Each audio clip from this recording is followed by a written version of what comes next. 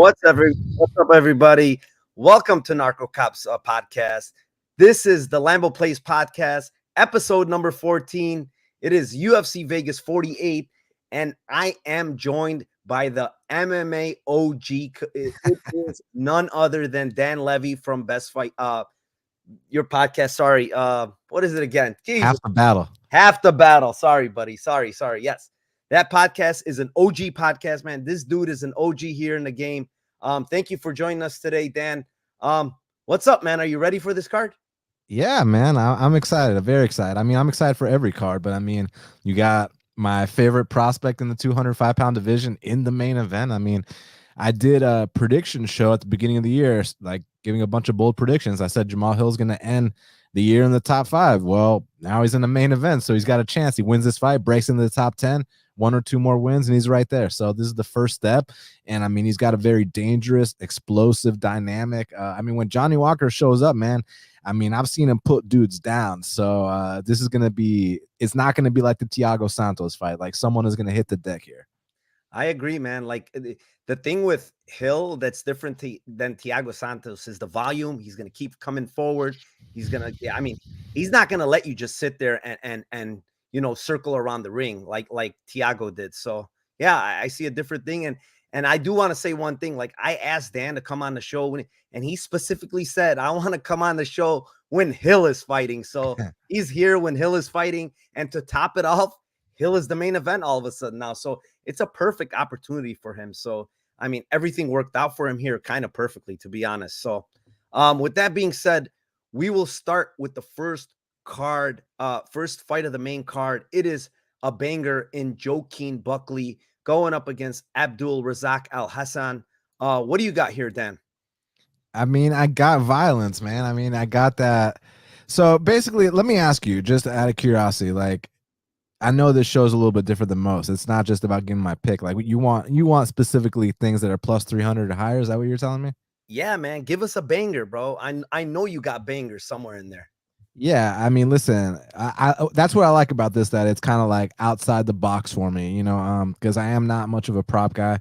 I do have kind of my theories on that. However, like from time to time, if you hit big, and you go out there and just hit that one big, 10-team parlay or whatever, it's going to pay for all the ones you lost, right? So I feel y'all's philosophy, even though it ain't my thing, I respect it. And I think here, Al Hassan wins in round 1, plus 500. I mean, I don't think you can go wrong with that. I mean, he's got 11 wins. All 11 wins are by first round finish. So, I mean, Al Hassan wins in round 1. I think that's prop-wise, that's better than plus 300. I think that's the way to go. I love it, man. I'm right there with you, bro. That's the one play I circled. Like Al Hassan, round 1 KO plus 550. Here's the thing. Buckley is, Al Hassan does not do well against wrestlers, right? Guys that are grappling, Malkoun, what he did to him, constantly grappling. Buckley is going to give him the fight he wants, man. And what does Buckley do that we all know? He kind of gets reckless on the feet. He kind of goes for the kill himself. And he's going to leave openings for Al Hassan there to counter him and to throw his big shots. And, if Al Hassan lands, no one's going to be able to take him. Like the dude is very, very powerful. This is like a tailor-made, kind of matchup. Not to say that, Buckley can't win here, because of course he can. He's got a lot of power himself. He's very explosive. He's probably going to have the quickness advantage. But like I said, he's going to give him the fight he wants.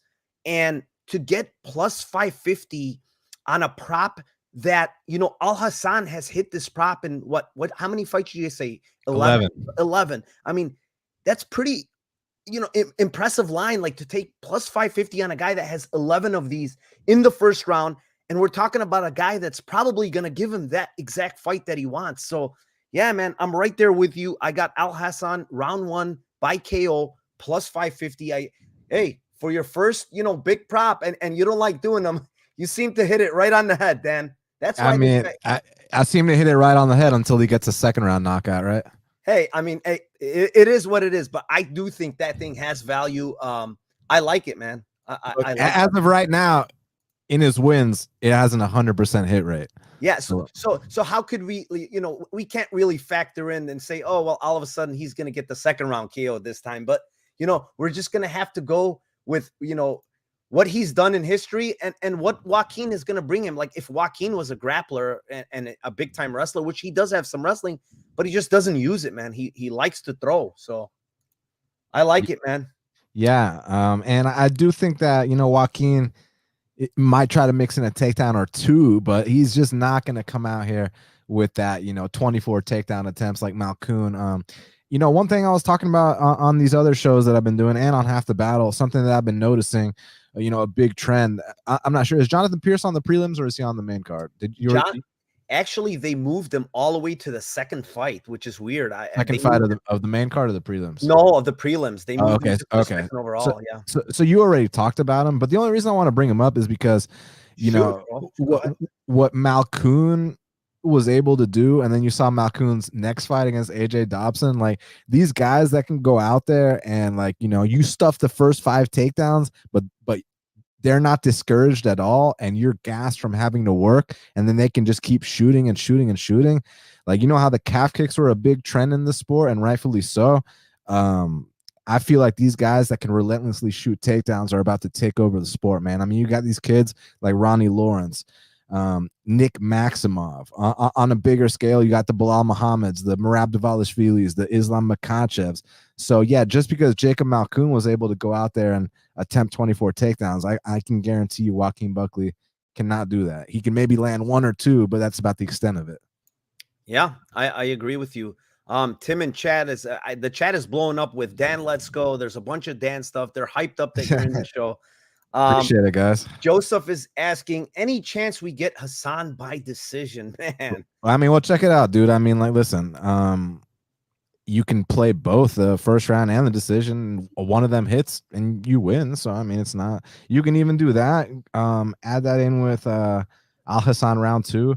Shit, I bet you can even do Al Hassan round 3. Do all 4 of those. Do round 1, round 2, round 3, decision, and put the exact same amount on each.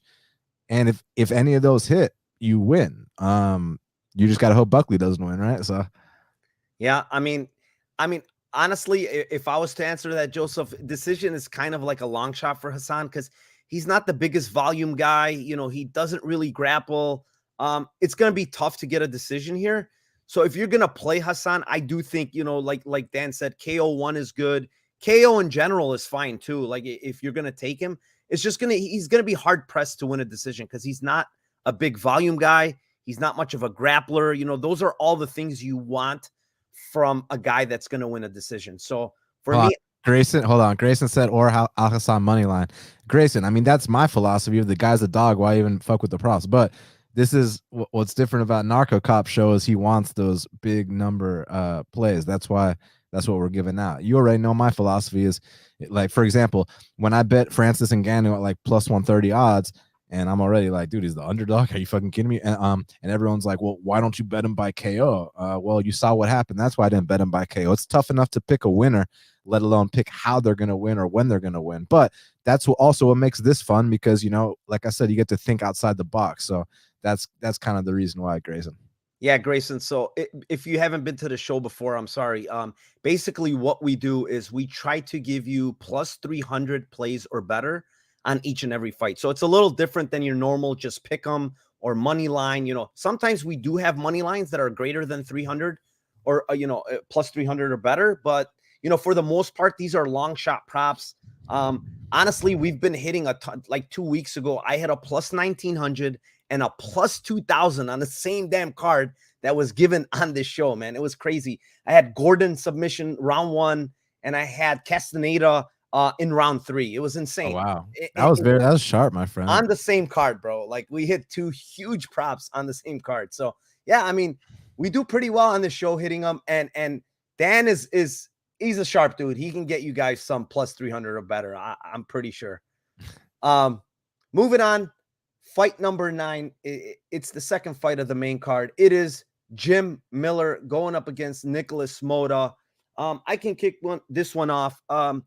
With Miller, like he's the type of guy that has, good cardio early and then kind of like loses it as the fight goes on.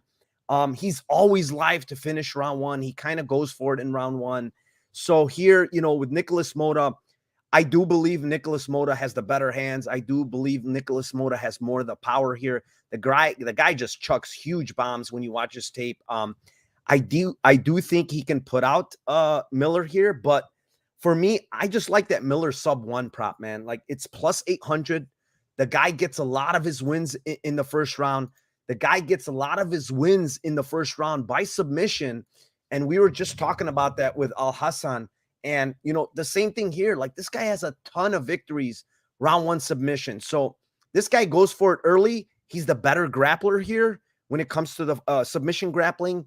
And, Moda crashes forward a lot. He throws big bombs, which are going to leave openings for Miller to get takedowns. So if he is to get this takedown early and he's fresh, not a lot of sweat on Moda, like he can get these submissions in. So I'm gonna go with the plus 800 on Miller's submission one. What do you got here, Dan? I'm on the opposite side, man. Listen, obviously, I got all the respect in the world for the legend Jim Miller. I mean, it's going to be a sad day when this guy retires. How can you not love Jim Miller? And yeah, I mean, listen, in like the last half decade, all his wins are in round one, minus this last one that went like 10 seconds into round two. But I feel like this narrative about, oh, it's just some random contender series guy coming in here. Like, no, this guy is not some random contender series guy. Like Nick Mata's paid his dues, man. Like I'm telling you, like this guy was on the Ultimate Fighter in 2015. Won a fight in the house and then lost to the eventual winner of the season, Gleiko França. Goes back to the regional scene, fights some real dudes. Like we're gonna talk about like these padded records later, or actually, you already talked about all the padded records on the earlier show, like the Belbita record and this and that. She fought like 3 straight opponents that were 0-0. You know what I'm saying?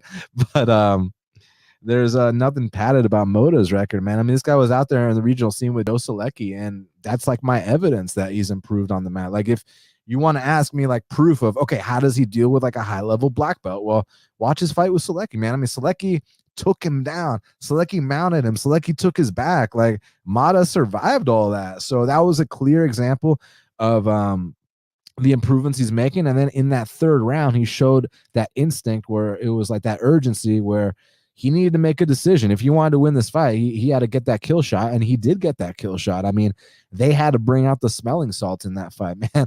And if you want to see a brutal and devastating knockout, go to Fight Pass right now and type in Nicolas Mata versus Cesar Balmaceda. I am telling you, man, like they got to bring out the stretcher. It was uncomfortable, but it was a vicious knockout. And he actually fought my buddy. His last loss was against my good friend Robert Hale. And guys, remember the name Robert Hale. He'll be in the UFC soon, and he's a very, very exciting striker. You're not going to see any bullshit from him. But Rob ends up knocking him out in the first round. But the fight itself was crazy. And the only place you can watch it is actually on my YouTube channel. So type in Robert Hale highlight reel, and you'll find the clip to that. But listen, man, I think that Nick Mata has actually paid his dues enough to where he can come out here with the blueprint that's been laid out, weather this early storm, and then get that finish in the second or third. So Mata wins in round 2. I see plus 900. I see plus 1,000. Mata wins in round 3. Plus 1,200. Plus 1,200. So, if one of those two hit, because look, I think there's a chance he wins the second and third round and wins a decision, but the decision right now is only you could get decision at plus 220. Yeah, plus 225 or whatever. My boy Narco is looking for plus 300 or better. So in the plus 300 or better range, I'd go Mata round 2 and Mata round 3. Man, you know what? Full transparency, I played Mata round 3. I gave out the prop that I like the best, which is sub 1.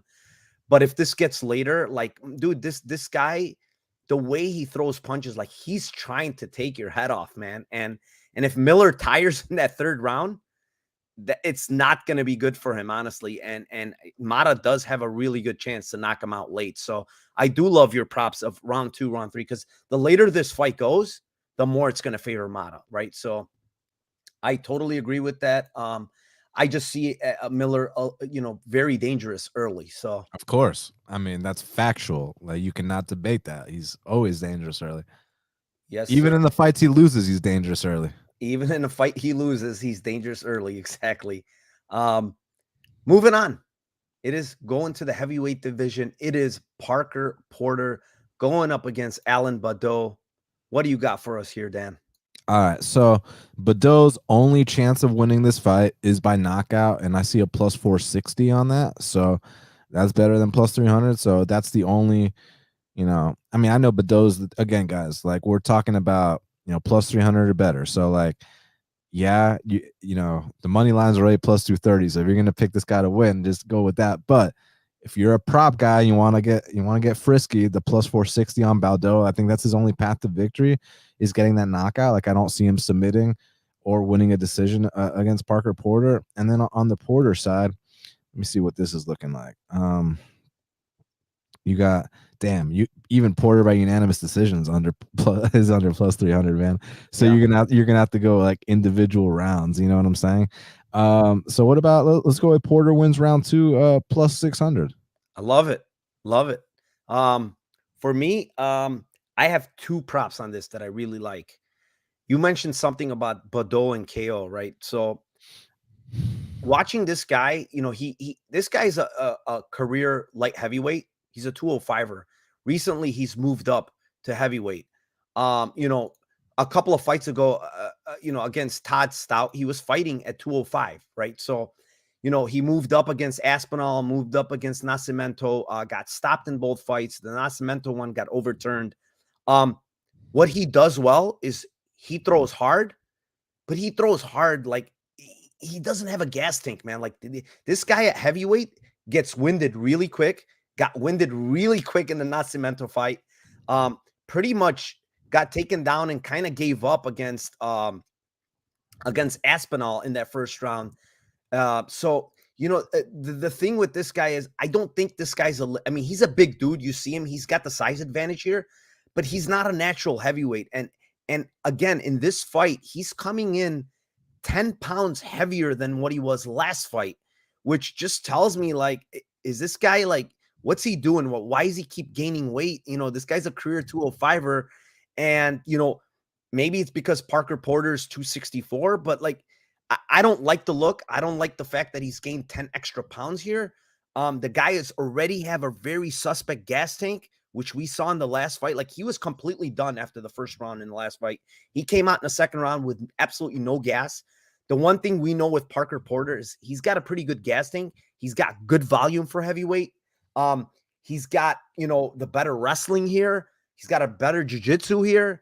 Like, I like Porter submission plus 900, and I like Badou KO1 at plus 1,000. Like, you're getting, I think that plus 1,000 round one is his highest win condition to me, just based off what I've seen. His cardio, it's not good at heavyweight, and he has a lot of KO wins in round one. I want to say he has one, I'll count them: 1, 2, 3, 4. He's got 5 of them. Okay. So 5 out of his, 8 wins are first round KOs. So, the one thing he does is he chucks big in the first round, and he's got heavy hands. He throws pretty hard. So I don't mind the KO1 plus 1,000, but I love submission prop. I love Porter round 2, round 3 submission. Like, anything with late round props for Porter, I think are very, very, very good props here. I mean, look, historically speaking, you extend this kid Badou, and he doesn't do well. And look, as far as the size thing, on one hand, you can view it as, maybe this is just some fat dude. On the other hand, though, man, like, he is a big guy. He's like 6'4", and he's trying to grow into that heavyweight frame. So maybe that's what he's trying to do there. And I think it's actually more of like a mental thing than it is a cardio thing. Like, because I mean, if he's in there with like Nasruddin Imavov and Cyril Gane and training with them every day, like I know they're not skipping their strength and conditioning workouts. So it's more of like a mental thing. He hit Nascimento with everything but the kitchen sink, and Nascimento was still there in his face.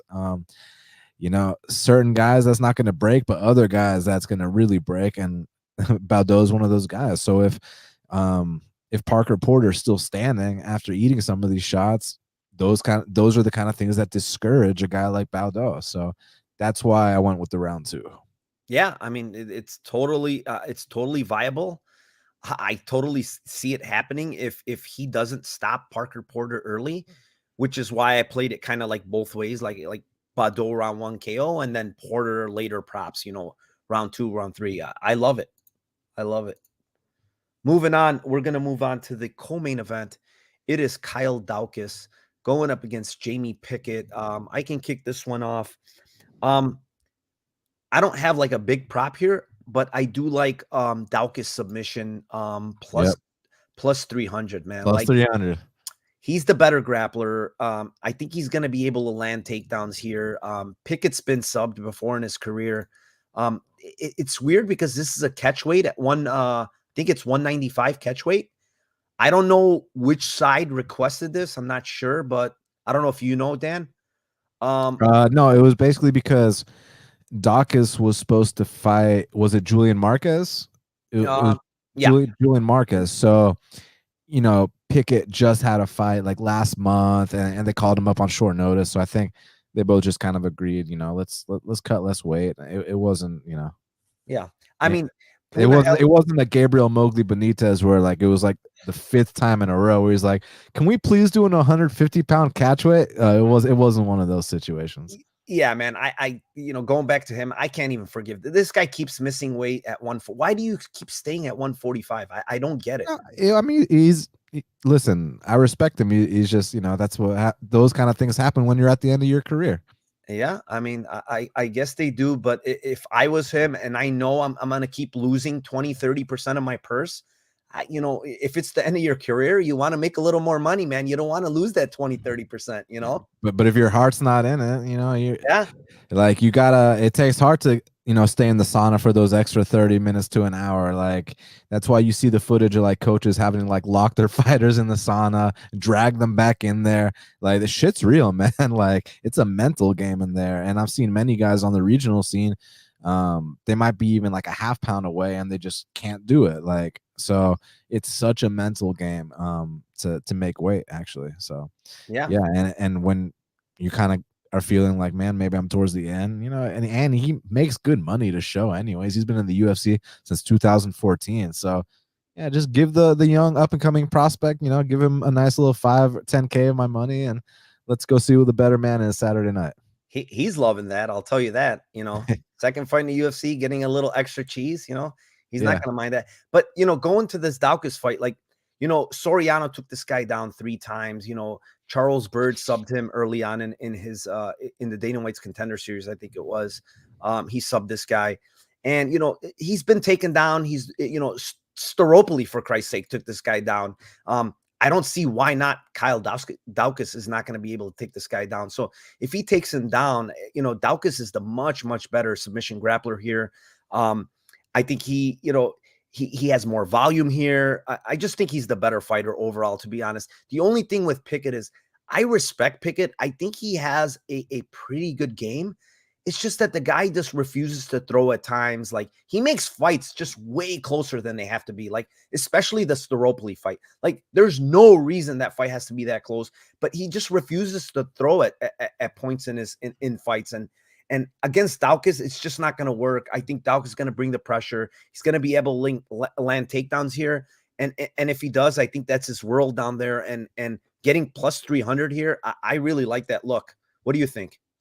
Yeah, listen, I was actually surprised that like the Dalkis by decision wasn't the one that was plus 300 because I thought that, some of the recency bias seeing Dalkis go out there and finish Kevin Holland. And to me, I mean, according to the streets, Kevin Holland knocked out and submitted. Excuse me. According to the streets, Kyle Dalkis knocked out and submitted Kevin Holland.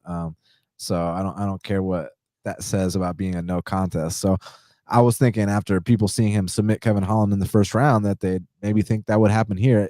My fear is the decision, this being like a cage push type fight. So maybe here are the ones I'm eyeing. So obviously the Dalkis submission, which is plus 300, like you were saying. Another one that I think might be kind of interesting is Dalkis in round 1, plus 470. Charles Byrd finished this guy in the first round. Beverly Hills Ninja finished this guy in the first round. There's a chance Dalkis can too. My only issue is, so when I watch these Contender Series fight, man, so I watch the fights, and then I go back to the end of the shows and I pay attention to what Dana White has to say about every fighter, because about like why he's gonna sign them or not sign them. Because a lot of the things he says are like really interesting. And one thing he said about Dalkis, the reason he didn't sign him is because he felt like he didn't have that killer in him. And that's what I'm kind of worried about. And some people might be like, well, Dana, he's not always right. I mean, okay, but like, let me give you some examples that like have really stood out. Remember that kid Joseph Holmes that fought Jamie Pickett recently? You remember what Dana White's comment was about why he didn't sign him the first time? He was like, man, I just don't feel like this kid's ready for the UFC right now. But they gave him another opportunity, so he felt obligated to sign him. You remember when he signed Ronnie Lawrence? He was like, man, I feel like this kid's special. Oh, look, this kid is special. With Impa Kasanganay, when he didn't give Impa the contract the first time, there was a massive uproar, man. There was an outrage when Impa didn't get signed. I mean, if you go back and you search that on Twitter, like from the date that fight happened, like, dude, people were like saying, are you fucking crazy for not signing Impa Kasanganay? But to take it a step further, listen to Dana's reasoning. Dana's reasoning was, I don't want to sign this kid because I feel like he's going to get hurt in the UFC. And guess what happened, Narco Cop? He ends up on the wrong side of the most devastating knockout in the history of the sport. Yeah. So when Dana says these things, I listen. So that's what I'm worried about. But I'm going to go on the opposite side of Dana on this one. We'll go with the Dalkis round one and the Dalkis submission. And we're going to hedge with Pickett by decision at plus 500. You know what?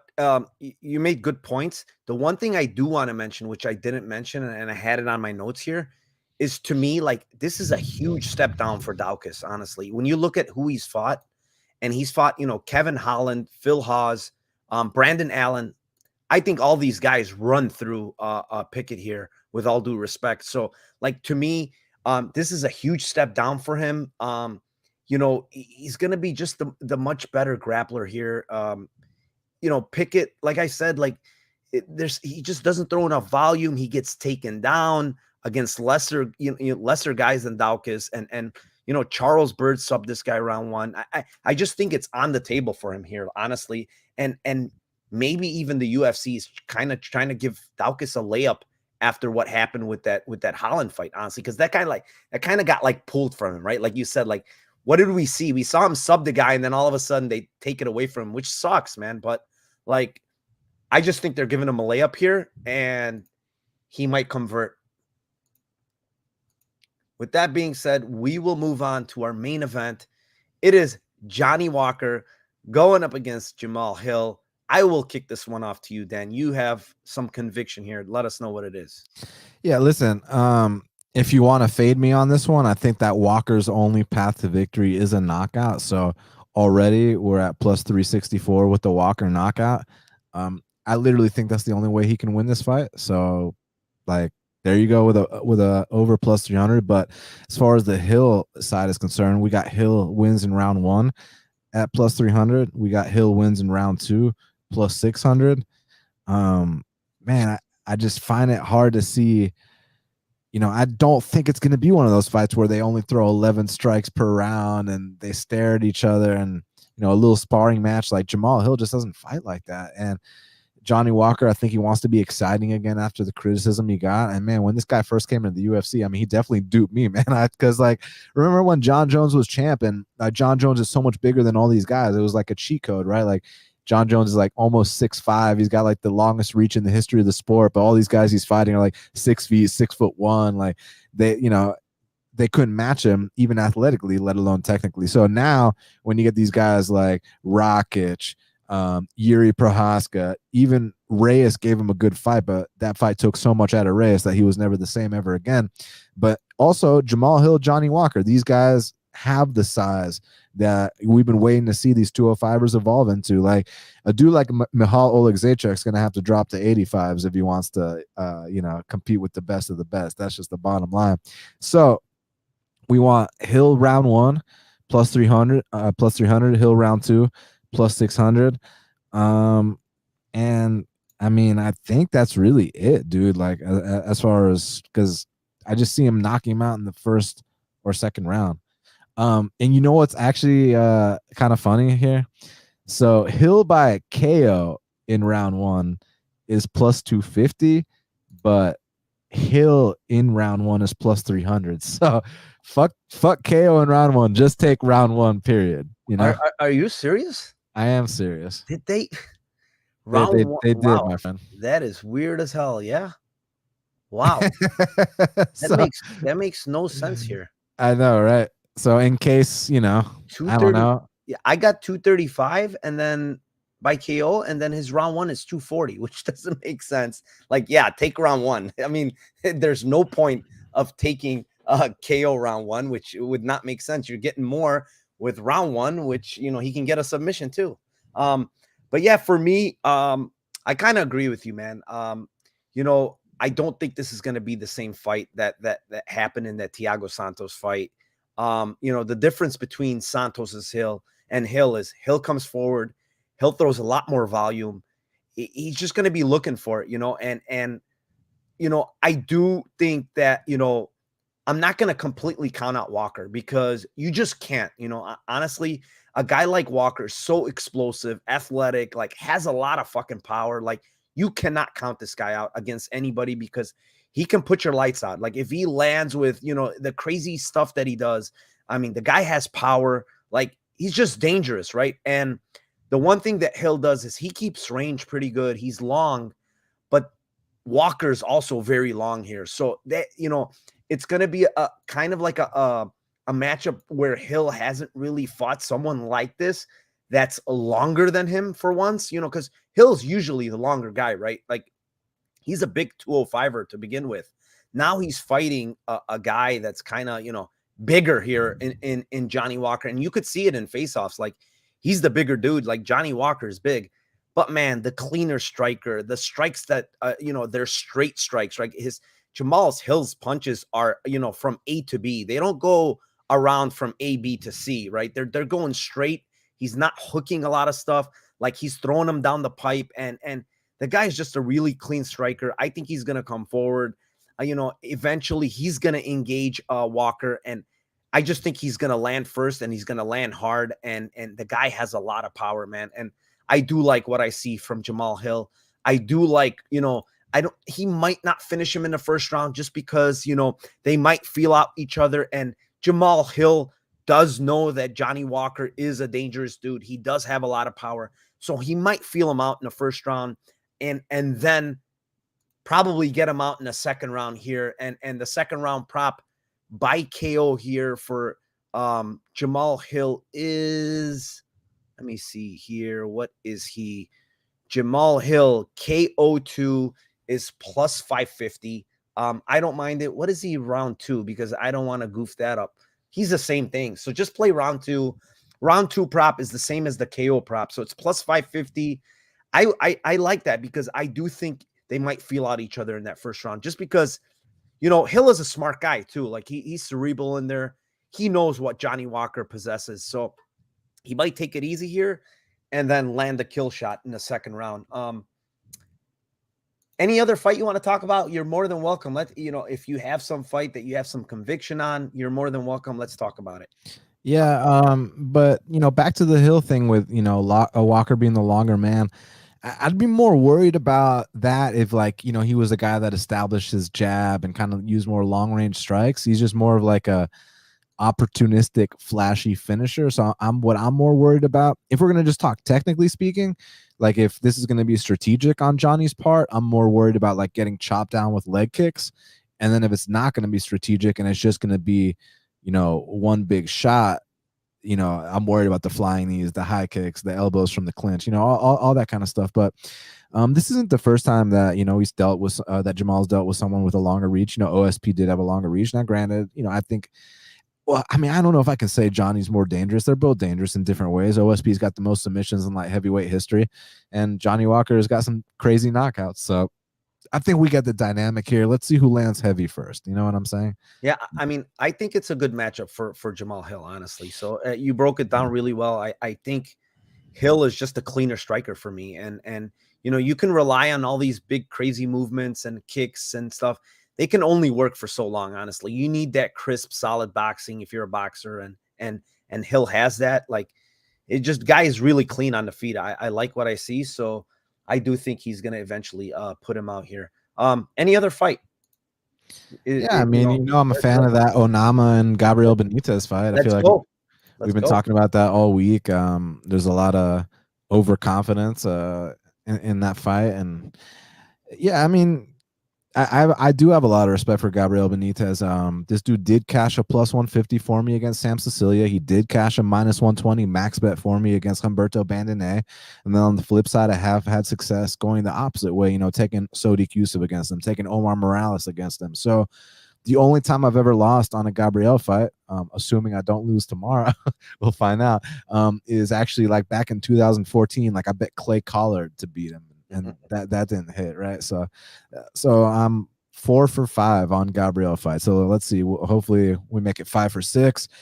And I mean, I get why people are on Gabriel. Like it's not like I don't think it's a stupid like reasoning. Like he's the more experienced, more seasoned guy. He's the underdog. He's been in there with much better competition, et cetera, et cetera. So, like, you're not going to get an argument from me on those points, but I don't expect an argument back when I say that this guy is on the decline, that I have not seen the same Gabriel lately. Yeah, because he beat Justin James. Justin James just lost another fight outside the UFC. Like, Justin James is a bum, dude. Like, Justin James had a fluke, like, 18-second knockout and then didn't win a fight ever again. And people are going to sit here and act like, oh, he beat Justin James. Therefore, like, dude, I don't bet against Russians and I don't bet against Africans. So just because he beat this scrawny ass Justin James, that's a gauge of that he's going to beat this savage from Uganda. Like, unless your name is Antigulov or Oluwale Bangbose, like I am not betting against a Russian or an African. So yeah, maybe this guy hasn't proven shit yet, but he's had less than 10 pro fights. He's going to be making these big leaps every single time.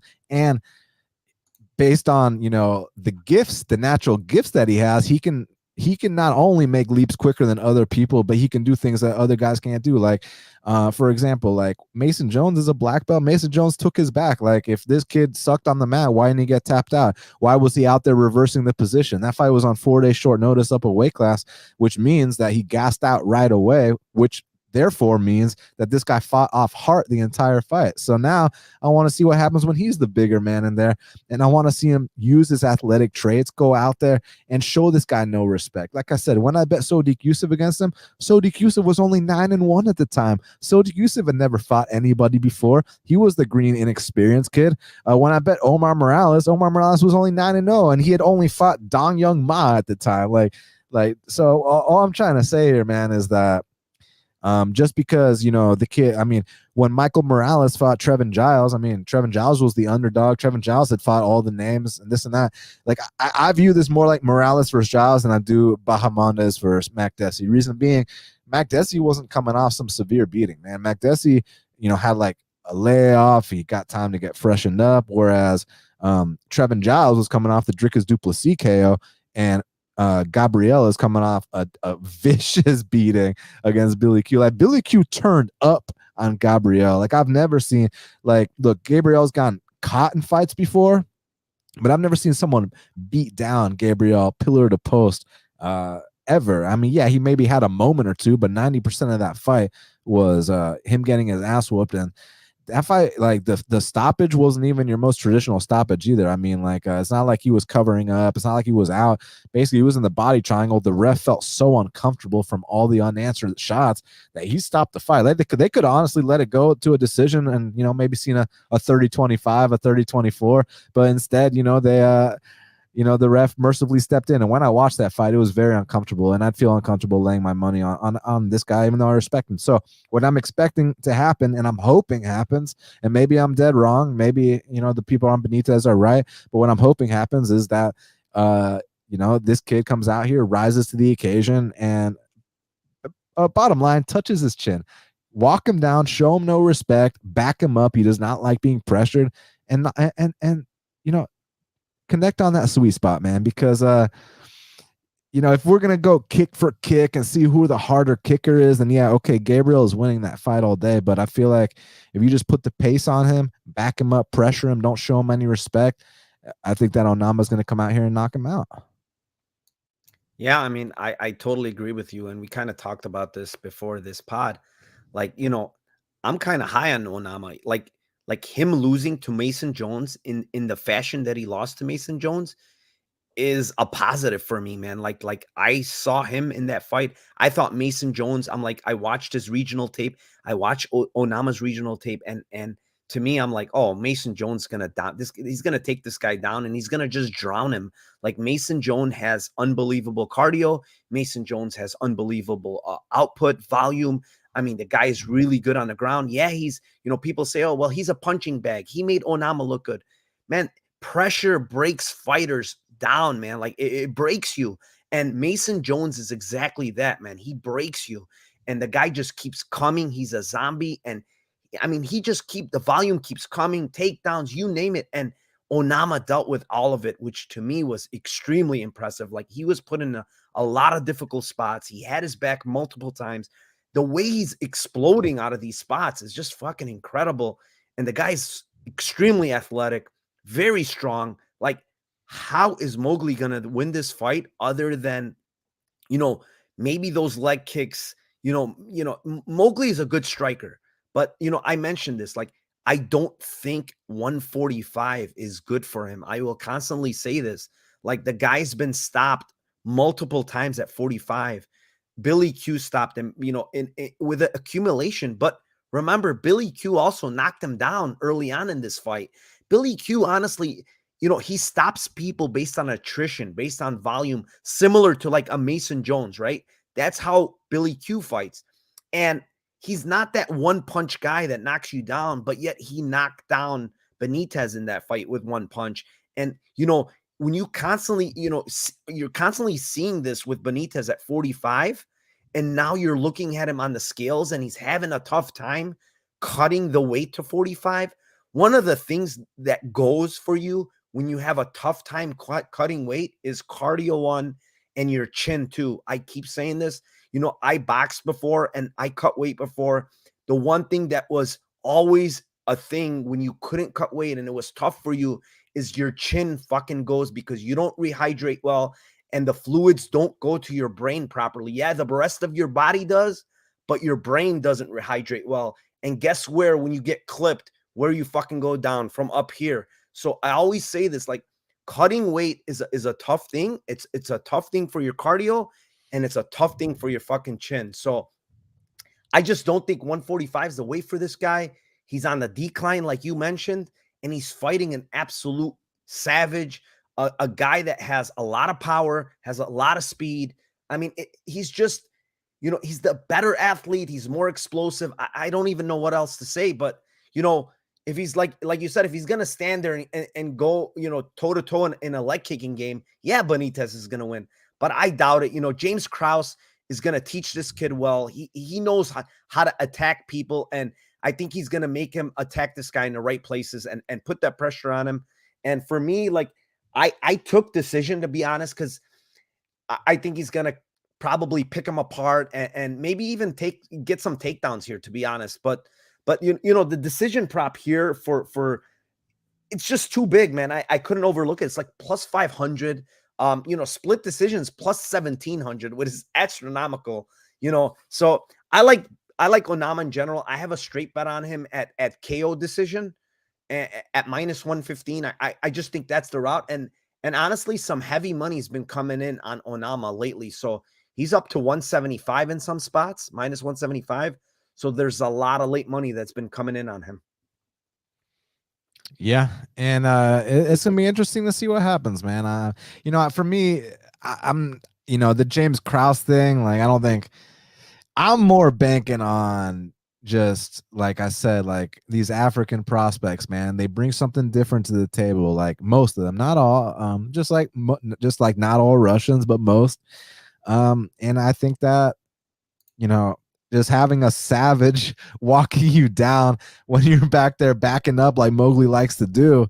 I've seen this fight before, so hopefully it goes that way again. Hopefully it's not vet lesson time. Here's a good thing from Tim right here. Look at this. This is what Cheeto Vera said. Cutting weight is like getting knocked out. I mean, it's tough, man. It's tough on your brain. So, yeah, I mean, we're in agreement there, man. I mean, I know a lot of sharps, a lot of good, good cappers are all over Mowgli Benitez. I disagree. I just think this is a good spot for Onama here. I mean, let me ask you this, and no disrespect to them, but how sharp are they? The line went from minus like 120 on Ama to minus 170. So where's the sharp money really going? Yeah, I mean, yeah, that's a point. But And I'm not trying to be I do, disrespectful. I'm just saying. I do still consider them sharp. Sometimes lines move the opposite way than what you think, but honestly, like it's I don't see it, man. I don't see it this is not the same Mowgli too. That's the other thing I saw that lately this is just not the same Mowgli that of late. You know what? I also want to talk about a little bit about that Pierce Rodriguez fight. Um, for me, like I taped Rodriguez a lot because I do the Dana White's Contender Series, and I taped this guy. And going into this Dana White Contender Series fight, this guy really impressed me on tape. Like a lot of volume. I love how he works the up and down striking, like leg, body, head. Like he's using everything to pick you apart, man. And he's got the cardio to boot. He had very good takedown defense. You name it, this kid has it. He's a prospect in my eyes. Like Felder had nothing but good things to say about this guy, right? He's like, when this guy was 21, he was at Rufus Sport, and this guy was always sparring with Felder, and Felder said, this guy always fucking gave me a hell of a time when we sparred. So when, I know teammates are not going to talk down to people, but he didn't need to talk up this guy either. So like, I do think this guy is really good. I do think he's a very good prospect, but I just don't understand why, as a manager, why do you put this guy in a spot like this, up a weight class against a huge 4E5er, against a guy that grapples so heavy, that's a chain wrestler, that has cardio for days, that's going to be the much bigger guy. And I can go on and on. Like, I don't want to talk shit about the manager, but like, I just think it's such a bad spot for Rodriguez. Like, I love the kid. I think he's really good. It's just like a terrible spot for him, if that makes sense. Like Pierce is a bad matchup. And Pierce late round props is probably real good here. The other point I want to say is, it's a short notice fight for Rodriguez. It seems like he had a tough time cutting weight because he's the last guy on the scale. I don't know for a fact. Like usually that means, the last guy on the scale is usually the guy that, is cutting weight last second and is trying to make the weight. He did make weight, but again, it's a late replacement fight. He probably had a hard time cutting a little here because he did fight at 150 at a catch weight his last fight. So against a guy that has a great gas tank, a lot of pressure, the bigger guy is gonna, he's gonna smother him if he gets takedowns here. Like you just gotta love Pierce, with late round props here. What do you think, Dan? Yeah, I mean, look, the size difference is the big thing. This kid Rodriguez is really good. He's good everywhere. He's just too small for a 40. Like you compare like how a dude like Onama looks and a guy like JSP looks to like Rodriguez. Like I feel like Rodriguez, like with a good nutritionist, could go to flyweight, man. Like I'm probably wrong, but because I'm probably wrong because of his diet, not because of his frame. You understand what I'm saying? So yeah, after this, give Christian Rodriguez Jesse Strader. We get him back on track. 100%, man. I like the kid. Like I like everything he did in that Contender Series fight. He fought a guy, and it was Tracy Cortez's brother, who's known for really, really good wrestling. A lot of pressure, a lot of like he was stuffing all those takedowns. But like now you take Tracy's Cortez's older brother, and now you stick a guy like Jonathan Pierce, who's 2 times his size, who probably comes into the ring probably weighing upwards of like 165, 170. Like he's a big 45er. Like it's like, why are you setting up this kid for a loss? Like, and like the fundamental difference is Tracy Cortez's brother. Like, yeah, he might have some wrestling chops, but he doesn't have that style that we were talking about earlier, where these guys can shoot shot after shot after shot and not get discouraged. I mean, just to put in perspective, let me pull up the numbers real quick, okay? So Reyes Cortez, that's the kid's name, right? Yeah.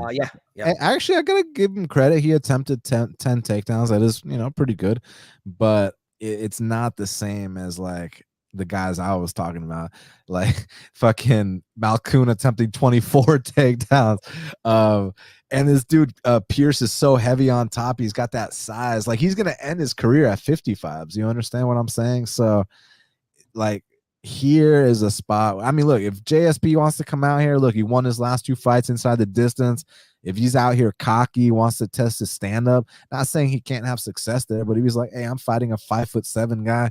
Like, let's just bang for 3 rounds. Okay. And then Christian, maybe can get an upset, but JSP's got some smart people around him, man. I mean, surprisingly, JSP turned down a Mowgli fight because Mowgli missed weight. Whereas I was thinking, like, why don't you like take 30% of his purse like Obama, like Onama did, and then go whoop his ass anyways, Because I mean, my boy Mowgli, man, like these last few years ain't been looking like the same dude.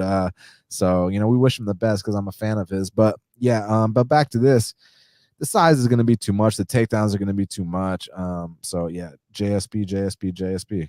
Yeah, man. I agree with you. Like, again, like Cortez had a lot of takedown attempts and he stuffed them, but that's against a 135-pounder. Now he's got to stuff against a big 145-pounder who's a better wrestler than Cortez is. And a better fighter. Cortez was, dude, Cortez, like, after that shitty ass performance, did you see him go up to Dana White and ask for a contract?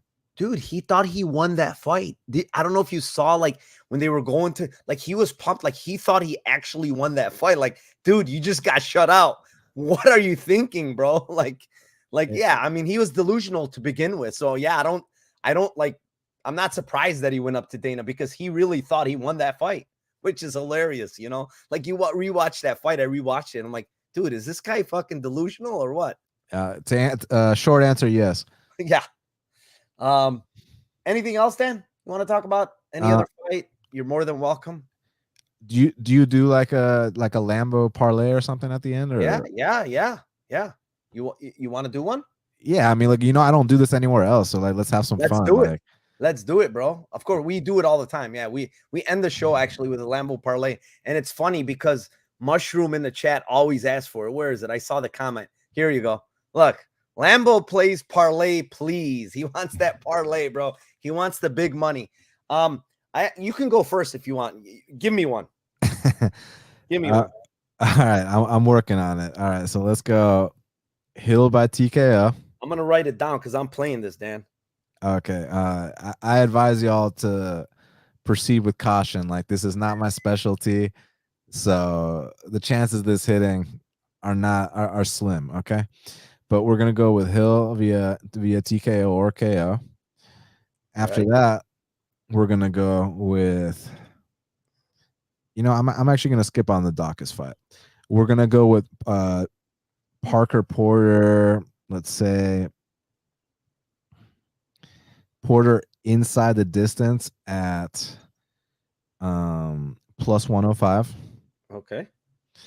Then I'm sorry, what was Hill KO? Minus 135. Okay.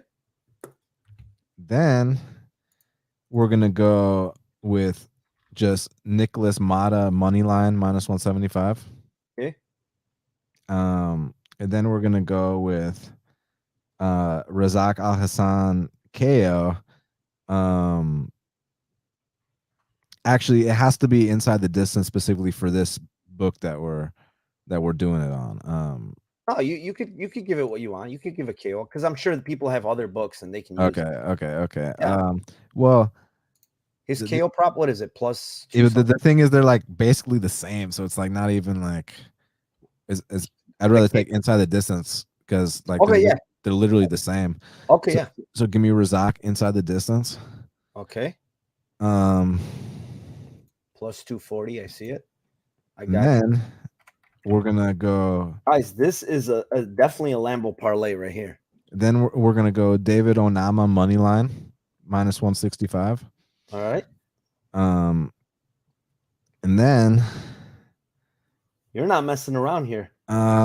See, the thing with Pierce, I'm not sure if he's gonna finish or not because this kid he's fighting is Mexican. One thing about Mexicans, they don't take a fucking knee for nobody. But before we do that, let's add Chas Skelly inside the distance plus 120.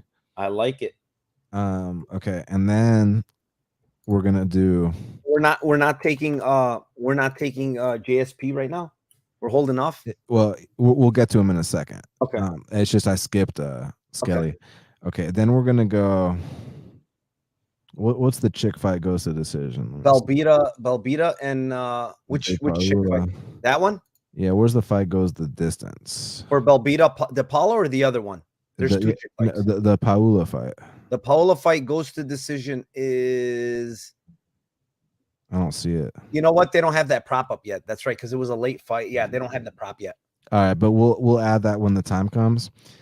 Okay, and then with Pierce, here's my struggles. I'm not sure if he's gonna win inside the distance or if he's just gonna beat the dude up for 3 rounds. So let's just fucking go Pierce money line plus 355, or excuse me, minus 355. All right. Yeah, I wish it was plus 355. Is that it? Hold on. Then we're gonna go Ann Helliger money line. What is he now? And minus 230. Okay. And that's it. So plus. Holy moly. Plus 11,560. Yeah, I calculated. Actually, I got different. I got plus 12,288, which is basically close enough. Which is 123 to 1. So, guys, you want a Lambo parlay? There you go. You put a little money on that, you're probably close to a Lambo there. For me, I'm gonna give a shorter one, but it's huge props. I put it up on my Twitter. This is the one I liked. Jesse Strader, round 1 KO. Oh, shit. He's not fucking around, huh? Plus 1,200. I mean, honestly, when you look at this guy Strader, he's got a ton of power, man. Like I know he's not a great fighter, but the one thing he does have is a lot of power. Like, he hurt Marcelo Rojo extremely bad in the first round and almost had him out of there. And Rojo is known to have a really, really good chin, if anything. Like Phillips landed some bombs on him last fight, and he shrugged them off like nothing. So, like, the one thing Strader has is a ton of power. If he lands, I think and it's all mostly first round. So if he lands that and you're getting plus 1,200, I don't think it's bad. The other thing I got is Miller by submission round 1 at plus 800, and Alan Badou round 1 KO at plus 1,000. That thing will give you 128. So basically 1,286 to 1, which would give you $5, would give you $6,400, guys. So that's my Lambo parlay. Yeah, man. That's about it. Unless you want to talk about another fight, you're more than welcome. I think we covered everything, man.